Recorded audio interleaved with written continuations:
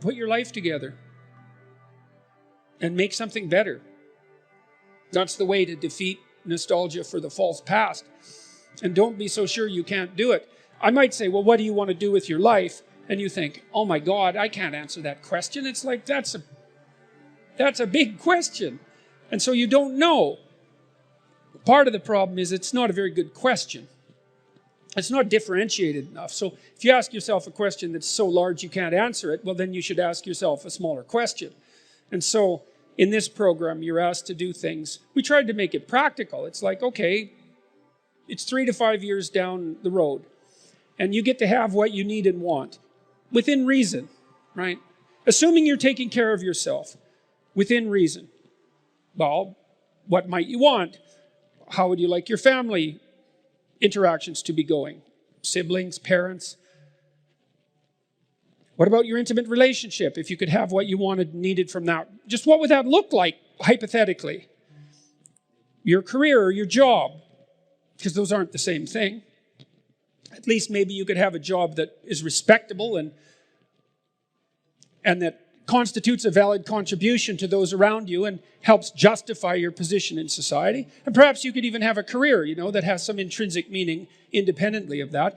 Your education, your resistance to the temptation of drugs and alcohol and the sorts of things that knock people off the track, your care for yourself mentally and physically, your use of time productively and in an engaging manner outside of work. You could have what you wanted.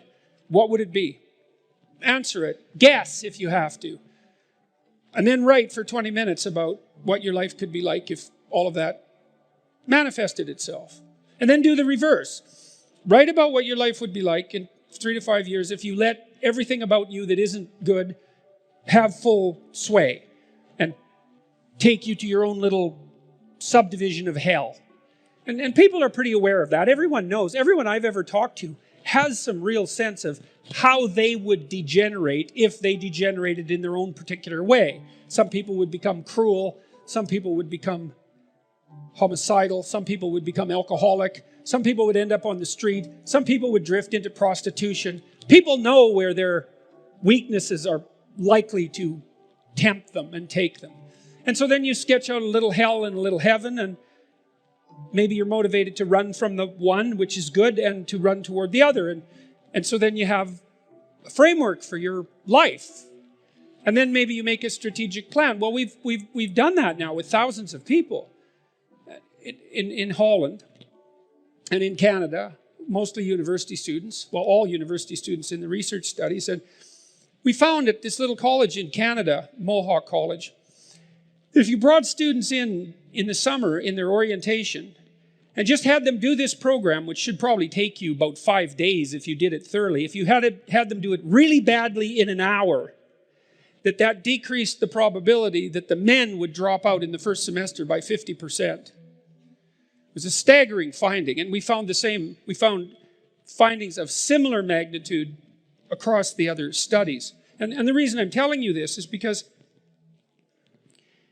a lot of the reason that people don't get what they want is because they don't aim at it. I swore that I would stop lying. I said, I'm going to try not to say anything I know to be untrue. That doesn't mean I swore to tell the truth, because truth, that's hard. But you can consciously stop lying when you know you're lying. You can stop doing that. And that has been revolutionary for me. And one of the things I've really realized in recent years, and this is very much worth knowing, is that many times when people speak to each other, they have an agenda in mind. You want something from someone. Maybe you want a job, and you want to craft your image to get the job, right? So you say what you need to say to get what you think you need. The problem with that is, what do you know about what you need? You're so accurate about that, are you? And you think you know what you need exactly, and so you're going to falsify your utterances to bring about the desired end. And you're going to use the other person as a target of your manipulation. Well, that's like you write an essay because that's what the professor wants to hear. It's like you don't do that because you don't falsify your words, because hypothetically they're divine and the whole stability of the state rests on them, hypothetically, and maybe really too. And so you don't do that. And so instead you strive to tell the truth, and maybe that's an aim too. And then it's an adventure, because I'll tell you one thing. If you tell the truth, you have no idea what's going to happen to you.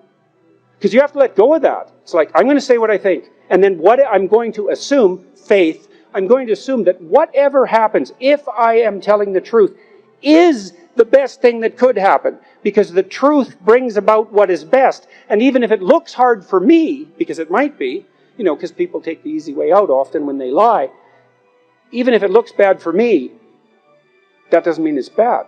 It just means I don't see the whole picture. And if you believe that the truth will set you free and that there is such a thing as the truth and that the truth is redemptive, then you're pretty much stuck with that conclusion. But one of the remarkable things about that, and this really is worth knowing, is that if you do that, you will have your adventure. Right? That's the Abrahamic adventure, the call from God that justifies your life because of the excitement of what you're doing. And the truth does that. And then if it's the truth, man, it's your adventure. Because what bloody adventure are you having if you tell someone else's story? It's not yours. And maybe if it's not yours, it's not good enough for you. And then you suffer, and then you're bitter, and then you're cruel, and then you're resentful. That's not good, or you get arrogant. So you break up your life, into practicalities, your career, your education, your intimate relationship, your marriage, your friendship. Hopefully your intimate relationship and your marriage are the same thing. Your use of time outside work, your civic duty, and you develop an image for yourself, a vision for yourself on all those fronts, and assume that you can have, with the proper sacrifices, what you need and want. And then I'll say something interesting about that, because that's the pursuit of goods in a practical way, right? And what's valuable in a practical way, in an implementable way. And you pick those pathways and you dedicate yourself to their optimization along any of those axes.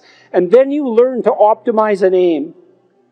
And then you see, once you've learned to optimize an aim across a set of goods, you start to aim at what unites those goods. Because that's what makes goods good. It's whatever is common across a set of goods. That's the highest good or a higher good. And so by practicing any good in any rigorous sense and making the proper sacrifices in that direction, you simultaneously learn to approach the good that is the sum or the essence of all those proximal goods. And I would say that the essential insistence in Christianity is that the good that unites all those goods is the same good that's reflected in the image of Christ, which is an image of acceptance of the suffering of life and the necessity of serving the lowest as the highest calling. And that's something, and it might be true, like really, actually, 100% true, more true than anything else, and I actually think it is. If it is true, and if that is real, then why in the world would you ever attempt to do anything else? And it's kind of earth-shattering in some sense to take this with real seriousness, It's all very frightening. If you're not afraid of that vision, and what it implies for you and your soul, then you didn't understand it. But it's also an unbelievably, what would you say, endlessly promising vision of what your life could be. And you might think, well, I need a life so rich that I can justify its suffering. And that's really asking for something, because there's no shortage of suffering in life.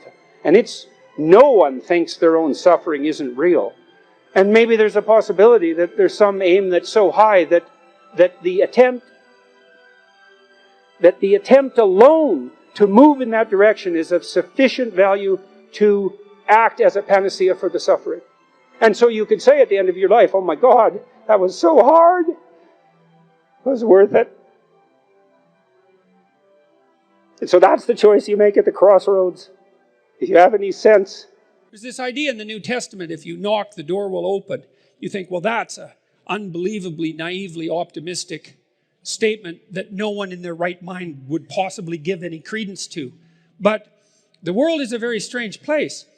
And it is the case that your perceptions of the world and the personality that you inhabit orients itself around your fundamental goal. You're goal-directed creatures. You look forward. We point at everything. Like we're arrows that are aimed at, we're either aimed at something or at nothing, but we have to be aimed.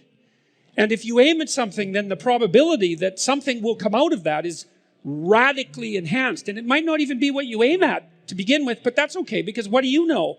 Like, you might be aiming wrong. If you aim and then move forward, your perspective will change, and then maybe you can shift your aim, and that's fine, but at least you're moving forward. And then the future you want to create is the future that you create. And you might as well create it, because you don't have anything better to do. The other thing that's so important to realize, and this is part of the issue with regards to fragility, is you're all in on this game. You've already staked your life on it. And so you, as far as I can tell, you might as well stake your life on something that you regard as worthwhile. Because you're staking your life anyways. And what's the alternative? You're going to stake your life on something you don't think is worthwhile? It's like, how is that an improvement? There's no improvement in that. And so if you want to plow a better pathway forward, then get out the plow and start working it. And that works way better than you would think. I've often wondered, and I think it's a reasonable thing to wonder, is like, we're not doing too bad in this world, you know, things are a lot better than they were 50 years ago, and there's a lot of reason to be optimistic, and there's reason to be pessimistic. But you know, it's not like we're all in making things better. We're maybe 60-40 or 65-35 or something like that, each of us individually and then also collectively. You wonder what would happen if we were all in, just how much better we could make things. And there's something that's worth thinking about. There's something to devote yourself to. It's like, how much suffering could you rectify if that was your goal? Your own and other people's as well. And how much malevolence could you constrain? And what amount of good could you do in the world? That's a noble goal, and it's certainly something worth discovering, unless you have something better to do. And it doesn't seem to me that you do.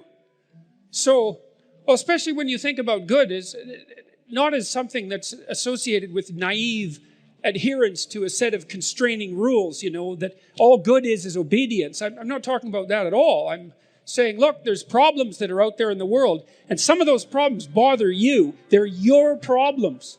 Right? I don't know why they bother you, and some other problems bother someone else, but there are problems that bother you. Those are your problems. Right? That's your call to adventure. Solve them and see who you are.